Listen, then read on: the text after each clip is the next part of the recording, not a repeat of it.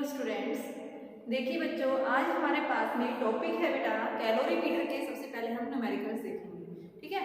जो हमने कल पिछले लेक्चर में या कल हमने पढ़ा था, मैंने क्या बताया था, कैलोरीमीटर क्या होता है। कैलोरीमीटर हम बताते हैं कैसा डिवाइस होता है जो क्या करता है, किसी भी सब्सटेंस की स्पेसिफिक हीट को मेजरमेंट करने के लिए हम कैलोरीमीटर का यूज करते हैं।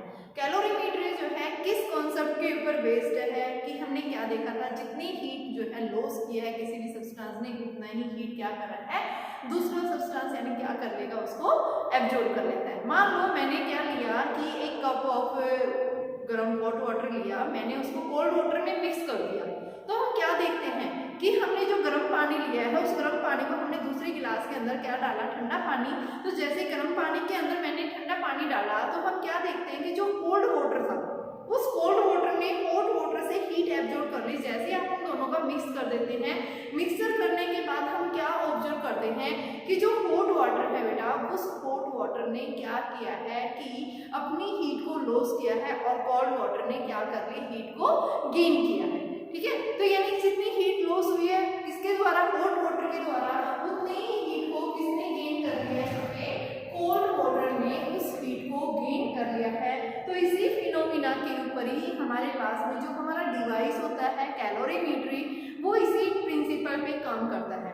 देखिए मैंने आपके पास जो मैंने कल क्वेश्चन करवाए थे बेटा, 2-3 क्वेश्चन और आज देखते हैं, फिर उसके बाद में नेक्स्ट टॉपिक हम करेंगे थर्मल कंडक्टिविटी का, ठीक है। तो देखिए क्वेश्चन मैंने आपके सामने लिखा है कि अगर 0.15 kg ऑफ आइस, आपके पास में आइस है, उस आइस का मास जो है कितना है, 0.15 kg है।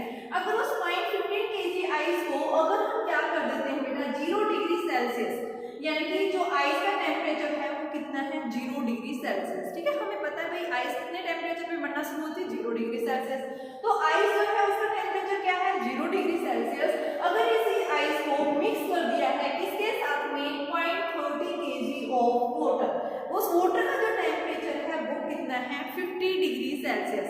50 डिग्री सेल्सियस मतलब हॉट वाटर हो गया कि हॉट वाटर के अंदर आपने आइस को क्या कर दिया, मिक्स कर दिया। तो हम क्या देखते हैं कि आइस जो है मेल्ट होना शुरू कर देगी, ठीक है। वो क्या करेंगे, सॉलिड से लिक्विड में चेंज हो जाएगी। किस कारण से, क्योंकि वाटर का टेम्परेचर हाई है। तो जितना हीट वाटर लॉस करेगा उतनी हीट कौन गेन करेगा बेटा, आइस करेगा। और आइस भी किसमें चेंज हो जाती है, अपनी स्टेट को चेंज करने लग जाती है। वो किसमें आ जाती है, सॉलिड से लिक्विड स्टेट में आ जाती है। तो यहाँ पे हमारे पास में यही है कि जैसे आइस मेल्ट हुई है, यानी दोनों को आपने मिक्स किया है, तो रिजल्टिंग टेम्परेचर जो है, यानी कि आपके पास देखते हैं वो जब तक मेल्ट होगी और फिर एक कांस्टेंट टेम्परेचर एक्वायर कर लेती है। तो यहाँ पे जो टेम्परेचर है जो उसने एक्वायर किया है वो कितना है, 6.7 डिग्री सेल्सियस। तो निकालना क्या है आपको कि जब वो आइस मेल्ट हो जाती है, अपनी स्टेट को चेंज करती है, सॉलिड से किस में आ रही है, लिक्विड स्टेट में आ रही है, यानी क्या हो गया, वो हीट ऑफ फ्यूजन हो गया। जब यहाँ पे हीट ऑफ फ्यूजन हुआ है बेटा, तो आपको क्या डिटरमाइन करना है, उसकी हीट ऑफ फ्यूजन निकालना है। Calculate the heat of fusion. Heat of fusion की वैल्यू आपको क्या करनी है, यहाँ से डिटरमाइन करनी है। तो इस हीट ऑफ फ्यूजन को हम कैसे डिटरमाइन करेंगे, यानी एक तरह से हीट ऑफ फ्यूजन का मतलब क्या है, लेटेंट हीट। मैंने कल आपको बताया था लेटेंट हीट का मतलब क्या है, amount of the heat required to change the state from solid to liquid, from liquid to gas, ठीक है, from gas to liquid to vapours at the constant temperature. कि टेम्परेचर भी वहां पे क्या होना चाहिए, कांस्टेंट होना चाहिए। जब भी आप क्या कर रहे हैं, किसी भी स्टेट्स को चेंज कर रहे हैं, डायरेक्ट सॉलिड से लिक्विड यानी कि और लिक्विड से गैस या फिर लिक्विड से वेपर्स में चेंज कर रहे हैं, बट टेम्परेचर आपने क्या कर रखा है, फिक्स किया हुआ है। तो जो आप हीट प्रोवाइड कर रहे हैं उसी हीट को हम क्या बोलते हैं, लेटेंट हीट ऑफ फ्यूजन है। तो यहाँ पे मेरे पास क्वेश्चन ये भी दिया हुआ है, स्पेसिफिक हीट ऑफ वाटर दिया हुआ है। तो मेरे पास जो क्वेश्चन है देखिए कैसे करेंगे। सबसे पहले मैं आपको बताना चाहूंगी किस कॉन्सेप्ट के ऊपर क्वेश्चन है ये, हीट लॉस, यानी कौन हीट लॉस कर रहा है। यहाँ पे जो है वाटर ने हीट लॉस किया, गेन किसने किया, आइस ने गेन किया। तो यहाँ पे हम लिखेंगे heat loss by water is equal to heat gain by ice. सबसे पहले वाटर जो हीट लॉस करेगा उसकी वैल्यू क्या है, heat loss by water, loss by water. Water का जो मास है वो कितना है, 0.3। तो सबसे पहले हमने क्या पढ़ा था, mc डेल्टा टी। तो मैंने फॉर्मूला बताया था, यानी c की जगह आप स्पेसिफिक हीट ले सकते हैं, ठीक है। मास किसका है, ये वाटर का, स्पेसिफिक हीट किसकी है, वाटर की। टेम्परेचर यानी क्या हो रहा है, ये लॉस कर रहा है, लॉस कर रहा है, इसका मतलब क्या है भाई, हायर टेम्परेचर था इसके पास में, इसने क्या कर दिया, सराउंडिंग यानी कि जो आपकी आइस थी वो आइस क्या करेगी, उस हीट को एब्जॉर्ब कर रही है, ठीक है। तो आइस का टेम्परेचर कितना था, 0 डिग्री, तो इसका फाइनल ये है, इसका इनिशियल 0 डिग्री। तो यहाँ पे हम क्या लिखेंगे, मास ऑफ वाटर, वाटर का मास कितना है 0.30 kg, स्पेसिफिक हीट कितनी दे रखी है 4186, और डेल्टा टी का मतलब क्या है, चेंज इन टेम्परेचर, टेम्परेचर कितना चेंज हो रहा है 50 डिग्री से, यानी पहले 0 डिग्री था, कितना आ रहा है 50 डिग्री टेम्परेचर आ रहा है, हमारे पास वैल्यू आ रही है, ठीक है। तो जब हम इसकी वैल्यू रखते हैं तो हमारे पास में वैल्यू जो आएगी, या सॉरी फाइनल टेम्परेचर है ना बेटा, कांस्टेंट टेम्परेचर लेते हैं T minus three, T2 minus three बताया था मैंने, T2 माइनस थ्री, ये कांस्टेंट टेम्परेचर है, ये वाटर का टेम्परेचर है, तो T2 आपके पास वाटर का 50 है, और कांस्टेंट कितना हो गया, T हो गया 6.7, तो यहाँ पे हमारे पास फॉर्मूला आ गया। दूसरे केस में अब आइस ने हीट गेन की है, तो यहाँ पे हम लिखेंगे हीट गेन बाय आइस।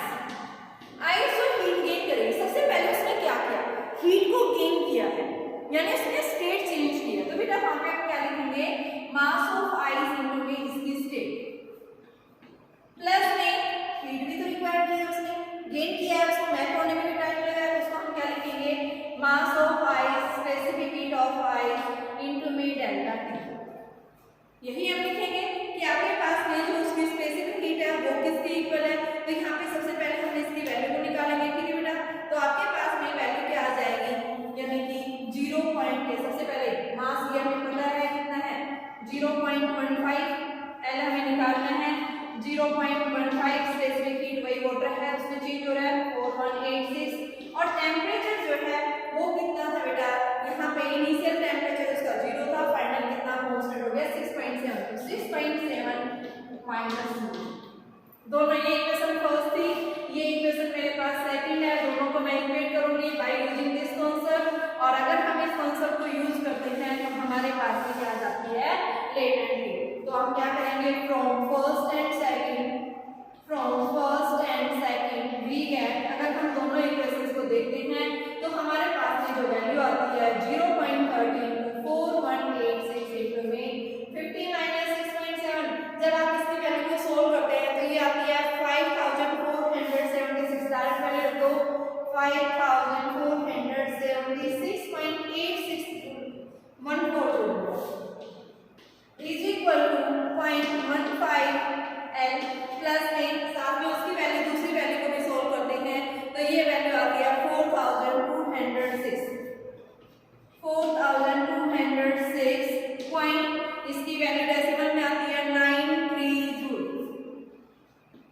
तो यहाँ से इसमें से सेपरेट करेंगे तो ये वैल्यू आ जाएगी 4206.93 इज इक्वल, यानी सेपरेट कर दो और यहाँ से आपके पास में यानी लिख देंगे 0.15 है, ठीक है। लेटेंट हीट यहाँ से आपके पास जो है उसका वैल्यू रख देंगे, तो 50169, ये वैल्यू आती है 50169। जब आप इसको सॉल्व करेंगे तो यहाँ से बेटा हमारे पास लेटेंट हीट आ जाएगी, हम इसको कैलकुलेट कर सकते हैं, क्या देगा ये हमें, लेटेंट हीट देगा, ठीक है। एक बार फिर से देखिए, यहाँ पे बताया गया है कि भाई आपके पास में क्या है, हॉट वाटर है, जहाँ पे हॉट वाटर का टेम्परेचर 50 डिग्री सेल्सियस है, और उस हॉट वाटर के अंदर आइस जो है जिसका मास कितना है 0.15 kg है, उसको क्या कर दिया, हॉट वाटर के अंदर डाल दिया है, और वो आइस जो है वाटर के अंदर मेल्ट होगी, ठीक है। तो वहां से आपको जब वो मेल्ट हुई है उसने अपनी स्टेट चेंज की है, सॉलिड से लिक्विड स्टेट में आई है, तो उसकी लेटेंट हीट ऑफ फ्यूजन क्या है, आइस, ठीक है ना, वाटर में चेंज हो गया ना, तो हम क्या करेंगे, सबसे पहले हीट लॉस कौन कर रहा है, वाटर, तो वो हीट निकाली, दूसरा गेन कौन कर रहा है, आइस, आइस के द्वारा सबसे पहले वो सॉलिड से लिक्विड में जा रहा है, तो वहां हीट कितनी ले रही है, ठीक है, ml की इक्वल लेंगे। दूसरा हम क्या बता रहे हैं कि वो पूरी की पूरी किस में चेंज हो रही है, आइस से लिक्विड स्टेट में जा रहा है, तो यहाँ पे हम क्या करेंगे, उसकी और हीट निकालेंगे, कितनी हीट गेन की है वो अपनी स्टेट को चेंज, तो दोनों को ऐड कर देंगे, हम इक्विलिब्रियम कंडीशन लगा देंगे कि जब तक हीट लॉस या गेन करेगा, जितनी हीट गेन करेगा जितनी जो है हॉट वाटर ने अपनी हीट को लॉस किया है, ठीक है। कंजर्वेशन ऑफ एनर्जी का कॉन्सेप्ट हम बताएंगे इसके अंदर, तो हमारे पास में यहाँ से क्या आ जाएगी, value latent heat of fusion की वैल्यू आ जाएगी। देखिए बेटा सेकंड क्वेश्चन आपके पास में दिया हुआ है, तीन लिक्विड्स हैं ए, बी और सी, तीनों को क्या किया है यहाँ पे मिक्स किया हुआ है, यानी maintain at temperature 15 degree, 20 degree and 30 degree. तीनों का टेम्परेचर डिफरेंट है, तीनों को मिक्स कर दिया है, मेंटेन कर दिया है। व्हेन अभी मिक्स नहीं किया तीनों को, पहले तीनों को टेम्परेचर, तीन अलग अलग कंटेनर्स है, मान लो तीनों के अंदर अलग अलग लिक्विड है। पहले वाले कंटेनर में टेम्परेचर कितना है 15, दूसरे वाले कंटेनर में 20 और तीसरे वाले में टेम्परेचर 30 डिग्री टेम्परेचर मेंटेन किया हुआ है। ये टेम्परेचर मेंटेन किया हुआ है। अब ये है आपके पास ए, ये है बी, ये क्या है सी। अब बोल रहा है कि इक्वल मासेस ऑफ लिक्विड, मान लो ए और बी का जो मास है वो क्या है इक्वल है, और बेटा ए और बी को क्या कर दिया मिक्स कर दिया। यहाँ पे मिक्स करने के बाद में दोनों जब मिक्स हो जाते हैं तो यहाँ पे 18 डिग्री टेम्परेचर कांस्टेंट हो जाता है। फर्स्ट कंडीशन ये है। सेकंड कंडीशन बोल रहा है कि अगर बी और सी को भी इसी तरह से अगर मिक्स कर दिया जाए तो यहाँ पे जो टेम्परेचर है वो 20 डिग्री सेल्सियस मेंटेन हो गया है। ठीक है, सेकंड कंडीशन है ये। अब इसने पूछा है कि अगर हम क्या कर दें, ए बी और सी को मिक्स किया तो 24 डिग्री आ गई। मैंने बताया ना 24 डिग्री है यहाँ पे। What would be the temperature if equal मास, की टेम्परेचर क्या होगा अगर ए और सी को मिक्स कर दिया जाए। ठीक है, टेम्परेचर ए और सी को जब मिक्स कर देंगे तो टेम्परेचर क्या होगा। तो सबसे पहले हम देखेंगे कि वह किसको मिक्स कर रहा है इनिशियली, मिक्स टुगेदर, किसको बेटा A and B, when A and B are mix together, B are mix together. जब ए किसको मिक्स किया है ए और बी को, ए प्लस बी, ए और बी में किसका टेम्परेचर हाई है बी का, यानी बी ने क्या किया बेटा हीट को लॉस किया। तो यहाँ पे हम क्या लिखेंगे कि heat loss by B, heat loss by B, यानी इसका टेम्परेचर हाई है तो ये अपने हीट को क्या करेगा लॉस करेगा। और बेटा ये किसके इक्वल आएगी आपके पास में एम एस बी इंटू में टेम्परेचर, कितना टेम्परेचर है 20 डिग्री है, और 20 डिग्री से कितना आ गया यहाँ पे, कितना टेम्परेचर 18 डिग्री सेल्सियस बता रहा है। तो यहाँ से हम क्या बता रहे हैं कि आपके पास में देखो 15, 20 और 40 डिग्री इनिशियल टेम्परेचर थे बेटा यहाँ पे। ठीक है, तो यहाँ पे हम क्या बता रहे हैं कि इसका इनिशियल टेम्परेचर 20 था और कितना आ गया कांस्टेंट 18 डिग्री। तो इसने हीट लॉस की है। अब गेन कौन कर रहा है, हीट गेन बाय ए ने हीट को गेन किया तो एन इनटू में स्पेसिफिक हीट ए की, और बेटा इसने हीट को क्या किया गेन किया है। इनिशियल टेम्परेचर कितना था इसका 15 और वो कितना गया 18, तो इसने गेन किया है, कितना गेन किया है, तो फाइनल जो टेम्परेचर 18 माइनस 15। अब भाई हो जाता है heat gain is equal to heat gain A कर रहा है, हीट लॉस कौन कर रहा है B, heat loss by B. मैंने ये कॉन्सेप्ट अप्लाई कर दिया, एक के द्वारा कितनी हीट गेन कर रहा है और इसने हीट लॉस कितनी की है, कंजर्व रहेगी कांस्टेंट रहेगी। तो आपने दोनों वैल्यू निकालोगे, यहाँ पे लिखेंगे m इनटू में s a इनटू में 18 माइनस 15 यानी 3 बराबर में यहाँ से जो लॉस कर रहा है वो कितना है m इनटू में s b इनटू में जो है 2 आ जाएगा। ठीक है, m से m कैंसिल, यहाँ से हम क्या लिखेंगे 3sa is equal to 2sb। Equation number first लिखो। फर्स्ट कंडीशन के अकॉर्डिंग मेरे पास में वैल्यू क्या आ गई 3sa बराबर में 2sb। अब सेकंड कंडीशन देखो, अब किसको मिक्स किया है b और c को, तो अब सेकंड कंडीशन में अप्लाई करेंगे when b and c are mix, when b and c are mix, इन दोनों को जब मिक्स करते हैं तो बेटा टेम्परेचर b और c देखो 20 और 30 है, यानी c का टेम्परेचर हाई है तो ये क्या करेगा हीट लॉस करेगा। तो यहाँ पे लिखेंगे हीट लॉस बाय c, तो किसके इक्वल आएगा मास ऑफ इक्वल मास है b और c का, तो m इनटू में specific heat of c into में देखो कितना टेम्परेचर है 30 और कितना हो गया है 24, तो 30 माइनस 24 लिखेंगे भाई, हायर टेम्परेचर का 30 माइनस 24, तो ये हमारे पास में 6msc आ गया। हीट जो गेन कर रहा है वो कौन कर रहा है, heat gain by B, B ने हीट को गेन किया तो हीट जो बी को गेन करेगा वो हीट किसके इक्वल आएगी, यहाँ पे लिखेंगे मास तो दोनों का सेम है, specific heat of B into में यहाँ पे बेटा देखो 24 था, 24 फाइनल हो गया और इनिशियल कितना था 20, 24 माइनस 20 क्या आ गया 4msb। Conservation of heat apply करेंगे एनर्जी तो क्या आएगा by conservation of energy heat gain बराबर हीट लॉस, तो यहाँ से 6msc बराबर 4msb, मास से मास कैंसिल तो 3sc बराबर 2sb। यही आ रहा है आपके पास में, यहाँ पे क्या था 2sb, तो यहाँ से आप क्या लिख सकते हैं, मान लो सेकंड आई है फ्रॉम फर्स्ट एंड सेकंड, यहाँ पे देखो बेटा 2sb 3s equal 2sb 3s, तो यहाँ से हम क्या लिखेंगे from first and second. First और सेकंड से हम क्या ऑब्जर्व करेंगे, जो दोनों को बराबर रखते हैं तो क्या आ जाता है 3sa बराबर 3sc, तो ये 3 से 3 कैंसिल, यानी स्पेसिफिक हीट जो है A जो आएगा वो specific heat of A C के इक्वल होगा। ठीक है, अब निकालना क्या है, हमें टेम्परेचर निकालना है कि अगर जब क्या कर दिया जाए A और C को मिक्स कर दिया जाए, क्या बोल रहा है कि बेटा टेम्परेचर क्या होगा अगर A और C का क्या कर दिया जाए मिक्स कर दिया जाए। ठीक है, तो अब हमें फाइनल टेम्परेचर तो नहीं पता, जब A और C को मिक्स किया तो उस केस में हम कंडीशन अप्लाई करेंगे, तो यहाँ पे लिखेंगे when A and C are mixed, when A and C are mixed, A and C are mixed, A और C ने जब क्या किया है मिक्स किया है, तो बेटा A ने हीट जो गेन किया है, हीट गेन बाय A, मास दोनों का सेम है एंड स्पेसिफिक हीट है कि ये और T माइनस गेन किया है, तो यानी टेम्परेचर हाई होगा, आप लिखेंगे हीट लॉस बाय C, तो msc, C का टेम्परेचर 30 था, तो यहाँ पे हम क्या लिखेंगे 30 माइनस T लिखेंगे, तो ये हमारे पास क्या आ जाएगा 30 माइनस T, तो यहाँ दोनों को यूज करेंगे हीट गेन बराबर हीट लॉस,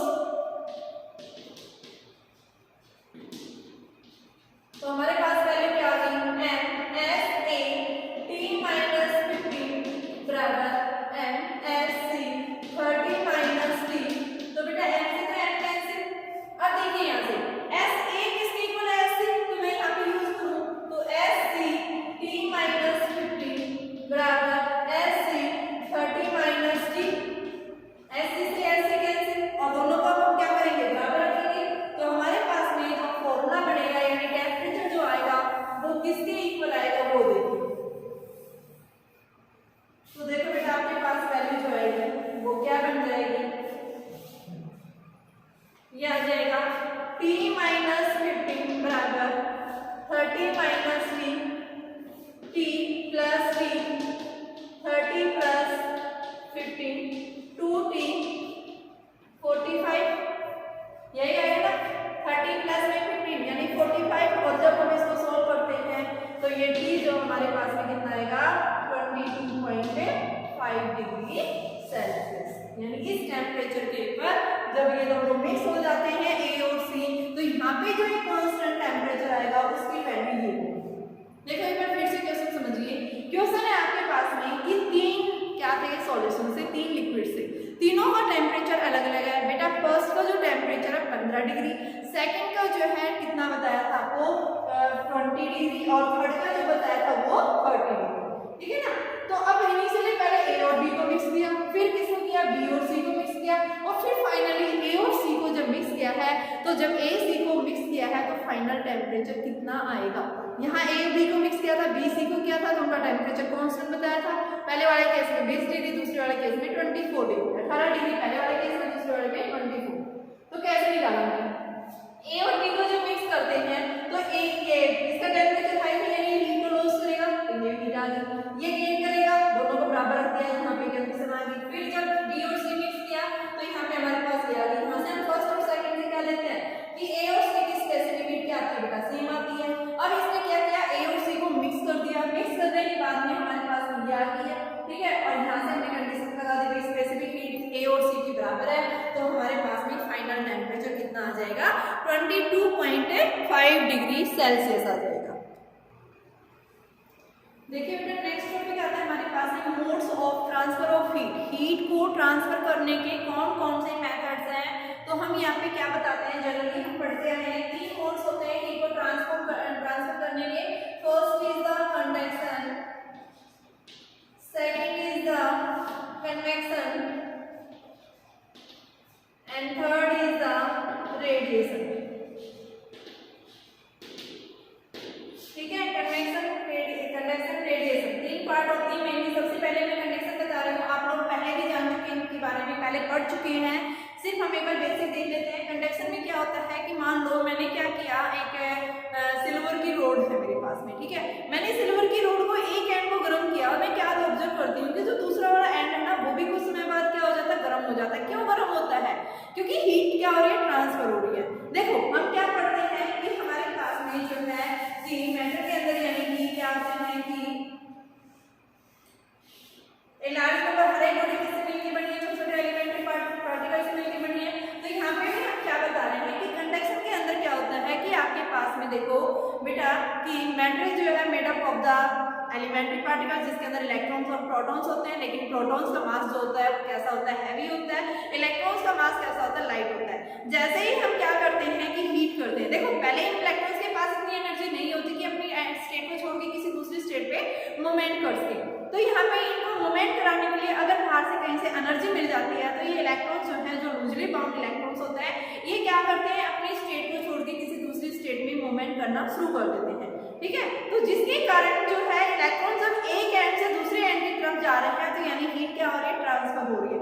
इस प्रोसेस को ही हम क्या बोलते हैं, कंडक्शन। कंडक्शन का मतलब क्या है कि इलेक्ट्रॉन्स जो है क्या कर रहे हैं, एक एंड से दूसरे एंड की तरफ बेटा कंडक्ट कर रहे हैं, मूवमेंट कर रहे हैं। वो किस कारण से करते हैं, जब हम हीट प्रोवाइड कर रहे हैं, हम हीट कर रहे हैं, उसको गर्म कर रहे हैं, टेम्परेचर प्रोवाइड कर रहे हैं, तो हम जो एनर्जी दे रहे हैं, हम जो बाहर से टेम्परेचर दे रहे हैं, उस एनर्जी को हम क्या बोल रहे हैं, यानी वर्क फंक्शन बता रहे हैं। उनको इतना वर्क फंक्शन चाहिए कि वो इलेक्ट्रॉन्स फ्री हो जाए, फ्री होते ही क्या हो जाए, वो एक एंड से दूसरे एंड की तरफ चले जाएंगे। तो यहाँ पे जैसे ही आप क्या कर रहे हैं, किसी भी मेटलिक बॉडी के एक एंड को गर्म करते हैं तो उस मेटल की बॉडी का दूसरा एंड गर्म हो जाता है। क्यों गर्म होता है, क्योंकि इलेक्ट्रॉन्स जो है वो एक एंड से दूसरे एंड की तरफ मूवमेंट करना शुरू कर देते हैं, ट्रांसफर होना शुरू कर देते हैं। क्यों? क्योंकि जब टेम्परेचर हम बढ़ाते हैं बेटा, टेम्परेचर बढ़ाने की वजह से क्या होता है कि मॉलिक्यूल्स के बीच में इंटर एटॉमिक डिस्टेंस जो है इंक्रीज हो जाती है, और वो डिस्टेंस इंक्रीज होने की वजह से भी उनका बॉन्ड जो होता है उनके बीच में वो वीक हो जाता है, और बॉन्ड वीक होने की वजह से क्या होगा, वहां पे उनकी स्पीड इंक्रीज हो जाती है। जैसे ही उनकी स्पीड इंक्रीज होगी, काइनेटिक एनर्जी बढ़ेगी, काइनेटिक एनर्जी बढ़ेगी तो तेजी से वाइब्रेट करेंगे, तेजी से वाइब्रेट करेंगे तो दूसरे एंड की तरफ इलेक्ट्रॉन फास्टली मूव करेंगे। तो यानी हीट क्या हो जाती है उस केस में, ट्रांसफर हो रही है ना। तो यानी हम क्या बताएंगे बेटा कि भाई कंडक्शन का मतलब क्या है, कंडक्शन का मतलब ये है कि this is the mode of transfer of heat. Heat को आप क्या कर रहे हैं, ट्रांसफर कर रहे हैं। कि जब इलेक्ट्रॉन्स यानी कोई भी जो है हीट जो है यानी चार्ज पार्टिकल्स है या हीट है, वो एक एंड से दूसरे एंड की तरफ क्या कर रही है, मूवमेंट कर रही है। किस कारण से, जैसे आप उसको बाहर से क्या कर रहे हैं, हीट प्रोवाइड कर रहे हैं। ठीक है, टेम्परेचर बढ़ाया आपने उस एंड का, टेम्परेचर जैसे बढ़ाया तो उनकी एनर्जी बढ़ गई, फिर इलेक्ट्रॉन्स की एनर्जी बढ़ते क्या करेंगे, मूवमेंट करेंगे, क्योंकि उनकी काइनेटिक एनर्जी बढ़ गई। क्योंकि हमने पढ़ा है टेम्परेचर जैसे राइज होगा, काइनेटिक एनर्जी मॉलिक्यूल्स की क्या हो जाती है, इंक्रीज हो जाती है। काइनेटिक एनर्जी बढ़ेगी तो मॉलिक्यूल्स क्या करेंगे, तेजी से मूवमेंट करेंगे। तो इस वजह से क्या हो जाता है कि कंडक्टर के अंदर या कंडक्शन के केस में या मेटलिक बॉडी के अंदर अगर हम एक एंड को गर्म करते हैं तो दूसरा एंड भी क्या हो जाता है, गर्म हो जाता है। This process is known as the conduction. Second आता है कन्वेक्शन। कन्वेक्शन में क्या होता है कि अगर आप क्या कर रहे हैं, मान लो यहाँ पे ट्रांसफर नहीं हो रही, यहाँ पे डायरेक्ट आप क्या कर रहे हैं, उस बॉडी को डायरेक्ट हीट कर रहे हैं।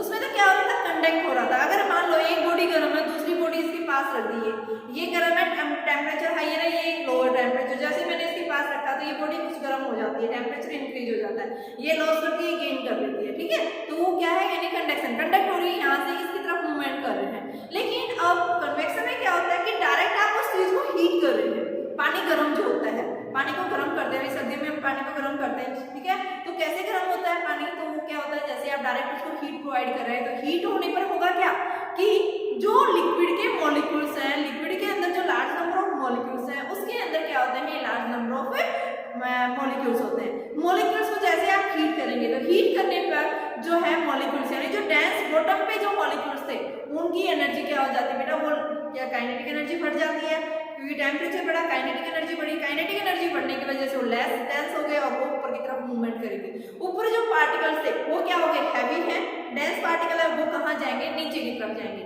तो पानी क्या करता रहता है, इस तरह से एक्सचेंज होता रहता है, नीचे से ऊपर, ऊपर से नीचे, यानी मॉलिक्यूल्स मूवमेंट करते रहते हैं। क्यों? क्योंकि हम डायरेक्ट उस चीज को क्या कर रहे हैं, टेम्परेचर प्रोवाइड कर रहे हैं। ठीक है, तो ये जो प्रोसेस है यानी आप डायरेक्ट हीट प्रोवाइड कर रहे हैं, तो वो क्या हो गया, कन्वेक्शन हो गया।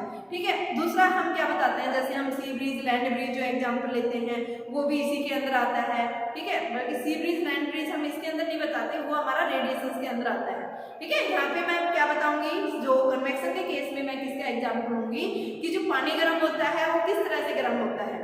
ठीक है ना, आप देखा होगा रोड के अंदर जो गर्म कर रहे हैं, ऊपर वाला पानी गर्म हो जाता है, नीचे ठंडा रहता है। तो यही है कि वो नीचे वाले पार्टिकल्स से वो टेम्परेचर इतना ज्यादा इंक्रीज नहीं होता, लेकिन जो जहाँ तक रोड पहुंच पा रही है वहां तक क्या है, पार्टिकल्स, मॉलिक्यूल्स एकदम से क्या हो जाते हैं, वो गर्म, यानी कि वो मूवमेंट करते रहते हैं ऊपर से नीचे एक्सचेंज, लेकिन नीचे वाले में टेम्परेचर हाई नहीं होता। ठीक है बेटा, नेक्स्ट हम बता रहे हैं कि रेडिएशन।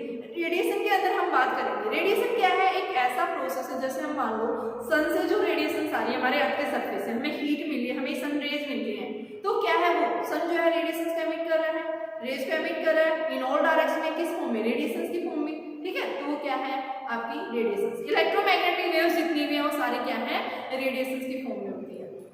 अब देखो सिंपल सा एग्जांपल हम इसको दिखा सकते हैं। मान लो आपके क्लासरूम में बच्चे हैं, ठीक है, मतलब क्लासरूम में है लार्ज नंबर ऑफ स्टूडेंट्स है, 30 स्टूडेंट्स की आपकी क्लास है, और आपको ये मैंने एक बॉल दी। बेटा मैंने क्या बताया, बेटा इस बॉल को जो है ना आपकी पूरी क्लास में हर एक बच्चे के पास जो है आपको पास करनी है। कैसे पास करेंगे, तो यहाँ पे इस बॉल को पास करने के आपके पास 3 मेथड्स हैं। फर्स्ट क्या करेंगे कि मैंने आगे वाले स्टूडेंट को दी, वो स्टूडेंट क्या करेगा, उस बॉल को 1 बाय 1 यानी पहले वाला दूसरे को देगा, दूसरा तीसरे को देगा, तीसरा चौथे को, यानी वही बॉल लास्ट फर्स्ट में मैंने दी और लास्ट में आपकी क्लास का जो लास्ट स्टूडेंट है उस कोने में वाला बच्चा जो है उसके पास वो बॉल पहुंच जाती है। यानी कैसे गई, 1 बाय 1 स्टूडेंट्स के थ्रू गई, वो 1 बाय 1 ट्रांसफर की है, तो यानी वो क्या हो गया, कंडक्शन। कंडक्शन को हम की 1 बाय 1, जैसे मैंने बताया रोड का एक एंड गर्म कर रहे दूसरा एंड गर्म हो जाता है, तो क्यों हुआ, क्योंकि मॉलिक्यूल्स ट्रांसफर कर जाते हैं, टेम्परेचर हाई हो जाता है, उनकी काइनेटिक एनर्जी बढ़ जाती है। ठीक है, इस वजह से लास्ट एंड तक क्या हो जाएगी, हीट है एकदम बॉडी गर्म हो जाती है। दूसरा केस मैं बता रही हूँ, कंडक्शन के बाद कन्वेक्शन। मैंने क्या कहा, मैंने आगे वाले स्टूडेंट को दे दिया, मैंने कहा बेटा आप खड़े होकर उस स्टूडेंट को दे रहे हो, तो उसने डायरेक्ट जाके वो देखिए आया उसको, तो वो क्या हो गया, कन्वेक्शन, कि भाई डायरेक्ट आप उस बॉडी को क्या कर रहे हैं, हीट प्रोवाइड कर रहे हैं। ठीक है, तो पानी गर्म हो रहा है, ठीक है, वो लड़का जाके उस बॉल को देख के आ रहा है, तो वो क्या हो गया, कन्वेक्शन। तीसरा मैंने बताया रेडिएशन। मैंने क्या कहा बेटा उस लास्ट स्टूडेंट को पास करनी है, तो आप क्या करेंगे कि यहीं बैठे बैठे आप उसको एयर में इस तरह से ट्रांसफर कर देंगे कि यहाँ एक स्टूडेंट बैठा है और उसने उसको एयर के थ्रू ऐसे, तो ये क्या हो गया, रेडिएशन। क्या हो गया, ये रेडिएशन। तो ये हमारे पास में 3 प्रोसेस होते हैं हीट को ट्रांसफर करने के, कौन कौन से, conduction, radiation, convection and radiation. ठीक है बेटा, अब हम बात करेंगे जो मोस्ट इंपोर्टेंट है, थर्मल कंडक्टिविटी होती क्या है। तो देखिए अभी नेक्स्ट आता है मेरे पास थर्मल कंडक्टिविटी। अभी मैंने किसकी बात की है, कंडक्शन, रेडिएशन एंड कन्वेक्शन की। ठीक है, तो रेडिएशन में हम क्या बताते हैं कि जब भी रेडिएशन हमारे अर्थ के सरफेस पे आती है तो किसी मीडियम की रिक्वायरमेंट नहीं होती, लेकिन बेटा कंडक्शन और कन्वेक्शन के केस में मीडियम की रिक्वायरमेंट होती है, बट रेडिएशन से कोई मीडियम की रिक्वायरमेंट नहीं होती।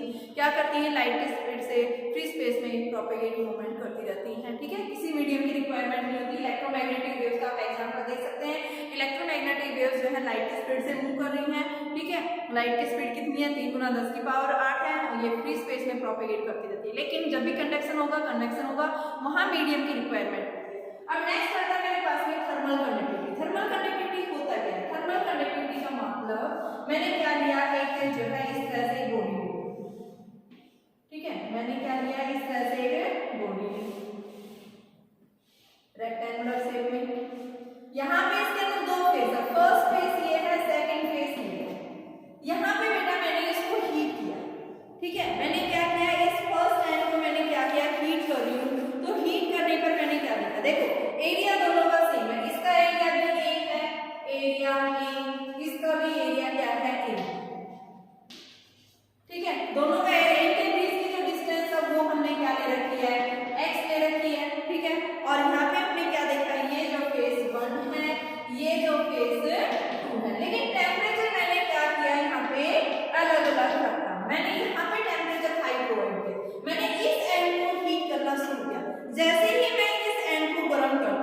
ठीक है। तो यहाँ पे मैंने बताया कि यहाँ पे टेम्परेचर मैंने T1 लिखा, तो यहाँ से टेम्परेचर मैंने T1 अप्लाई किया, तो ये हीट यहाँ से यहाँ ट्रांसफर होगी। ये हाई टेम्परेचर है, यहाँ टेम्परेचर कितना हो गया T2। मान लो T1 is greater than T2। जब हम इस बॉडी को हीट कर रहे हैं, मैंने इस फेस को हीट किया है, हीट यहाँ से ट्रांसफर होकर इधर जा रही है, ठीक है। तो इनिशियली मैं यहाँ पे बता रही हूँ T1 क्या आता है फेस 1 पे और फेस 2 पे क्या है T2 लेस है। तो यहाँ से हम क्या बता रहे हैं कि जो हीट ट्रांसफर हो रही है किससे, इस एंड से इस एंड की तरफ, तो क्या बताएंगे rate of flow of heat. Heat भाई हम रोड के एक एंड को गर्म कर रहे हैं, दूसरे एंड जिसका क्रॉस सेक्शन एरिया सेम था लेकिन वहां पे टेम्परेचर कम है। क्यों? क्योंकि यहाँ पे हम टेम्परेचर बढ़ा रहे हैं, हमने तो यहाँ टेम्परेचर की वैल्यू इंक्रीज करें, तो यहाँ टेम्परेचर राइज करने की वजह से क्या हुआ कि जो हीट जो है, क्योंकि हमने भी पढ़ा था बेटा टेम्परेचर बढ़ाएंगे काइनेटिक एनर्जी मॉलिक्यूल्स की बढ़ेगी, वाइब्रेट करेंगे तेजी से और उतनी तेजी से हीट ट्रांसफर होगा, ठीक है। लेकिन यहाँ जितना टेम्परेचर हम दे रहे हैं उतना टेम्परेचर यहाँ नहीं होगा, यहाँ थोड़ा सा कम होगा। स्टेडी स्टेट में आएगा जब दोनों एंड्स के ऊपर टेम्परेचर क्या हो जाता है बराबर हो जाता है। लेकिन अभी मैं कोई स्टेडी स्टेट की बात नहीं कर रही, मैं सिर्फ यहाँ बात कर रही हूँ कि अगर हम रोड के एक एंड को गर्म कर रहे हैं तो दूसरा एंड भी गर्म हो जाता है। क्यों हो जाता है? हीट ट्रांसफर हो रही है, ठीक है। तो हीट ट्रांसफर होने की वजह से ही हम क्या बता रहे हैं, क्या है आपका थर्मल कंडक्टिविटी। भाई कंडक्टर्स के अंदर कंडक्टिविटी किस तरह से हीट फ्लो करती है, तो यहाँ पे हम क्या बताएंगे rate of flow of heat. Rate of flow of heat is directly proportional to, किसके ऊपर डिपेंड कर रही है? सबसे पहले क्रॉस सेक्शनल एरिया के ऊपर, किसके ऊपर डिपेंड कर रही है? Cross sectional area. दूसरा किसके ऊपर डिपेंड कर रही है कि भाई इन दोनों के बीच में टेम्परेचर डिफरेंस क्या है, ठीक है। टेम्परेचर डिफरेंस क्या है T1 माइनस T2। और थर्ड जो है इनवर्सली डिपेंड करेगी x डिस्टेंस के ऊपर। भाई अगर ये रोड ये वाला है इसके नजदीक होगा इतनी ज्यादा ट्रांसफर, डिस्टेंस कम हुई ज्यादा हीट ट्रांसफर करेगी, अगर डिस्टेंस ज्यादा हुई लेस हीट ट्रांसफर करेगी। तो यानी ये क्या है Q/T rate of loss of heat जो है वो क्या करती है बेटा डिस्टेंस की इनवर्सली प्रोपोर्शनल। अगर मैं इन तीनों इक्वेशंस को कंबाइन कर दूं, फर्स्ट सेकंड एंड थर्ड तीनों को अगर हम कंबाइन करते हैं तो हम क्या कर बताते हैं कि जो हीट ट्रांसफर हो रही है rate of flow of heat is directly proportional to a T1 minus T2 upon v x। तो यहाँ से Q/T क्या है हीट ट्रांसफर हो रही है, तो Q/T और इस प्रोपोर्शनल को लाएंगे constant and that's constant is known as thermal conductivity. क्या बोलते हैं? Constant of thermal conductivity. तो क्या होगा K A T1 minus T2 into में x, ठीक है बेटा। तो ये आपके पास में क्या है, इसको हम ये भी लिख सकते हैं del Q/del T की हीट ट्रांसफर हो रही है, स्मॉल हीट ट्रांसफर हो रही है स्मॉल टाइम में KA dt/dx। सेम फॉर्मूला है, इसको हम इस तरह से भी डिनोट कर सकते हैं, ठीक है। तो यहाँ पे ये जो K है इस K को हम क्या बोलते हैं, क्या है ये constant of proportionality and this constant of proportional K is known as constant of proportional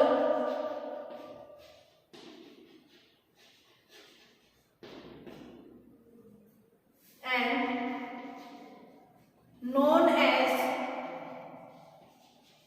coefficient of thermal conductivity। दिखाई तो दे रहा है ना साइड से बेटा, क्या बोलेंगे इसको? हाँ दिखाई दे रहा है कोएफिशिएंट ऑफ थर्मल कंडक्टिविटी। याद रखना K को क्या बोलते हैं। अब इस K के लिए हमें फॉर्मूला निकालना है, ठीक है। तो K के लिए हमारे पास में क्या फॉर्मूला बनेगा वो फॉर्मूला देखिए। तो ये समझ में आ गया, मैंने एक एंड को गर्म किया दूसरे में हीट ट्रांसफर हुई, तो rate of flow of heat जो है टाइम के रेस्पेक्ट में क्या है, टाइम हीट फ्लो कर रही है, रेट का मतलब टाइम के रेस्पेक्ट में किसके ऊपर डिपेंड करेगी एरिया। दूसरा किसके ऊपर, भाई जितना ज्यादा एरिया होगा उतनी हीट ट्रांसफर होगी। दूसरा किसके टेम्परेचर, भाई दोनों फेस के ऊपर टेम्परेचर डिफरेंस क्या है। दूसरा क्या है उनके बीच की डिस्टेंस कितनी है, रोड जितनी ज्यादा लंबी होगी तो ट्रांसफर होने में टाइम लगेगा, और अगर रोड छोटी होगी जल्दी हीट ट्रांसफर हो जाएगी। तो ये क्या होगा इनवर्सली डिपेंड करेगी। तीनों को मैंने कंबाइन किया, मेरे पास ये फॉर्मूला है, इसी को मैं इस तरह से लिख सकती हूँ, ठीक है। अब मुझे थर्मल कंडक्टिविटी का फॉर्मूला बताना है, तो थर्मल कंडक्टिविटी मेरे पास क्या है देखिए। थर्मल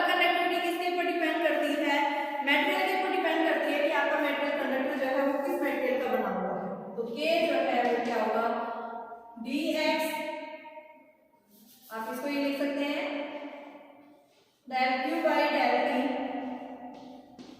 और यहां से बेटा a dt by dx। इस तरह से भी आप इसको ले सकते हैं। तो हमारे पास में ये जो फॉर्मूला बनेगा इसको हम क्या लिखेंगे, यानी कि del q x upon del t a del k का फॉर्मूला, या फिर q x अपॉन में t a t, ये q क्या है, फील्ड है, x क्या है, डिस्टेंस है। तो यहाँ से जो यूनिट आएगी वो यूनिट क्या आएगी, सबसे पहले आप इसकी जूल मीटर, हीट के लिए जूल होती है ऐसा unit, joule metre second metre square kelvin. तो मीटर से एक मीटर कैंसिल, तो क्या बन गया joule metre inverse second inverse kelvin, ये इसकी यूनिट आ गई।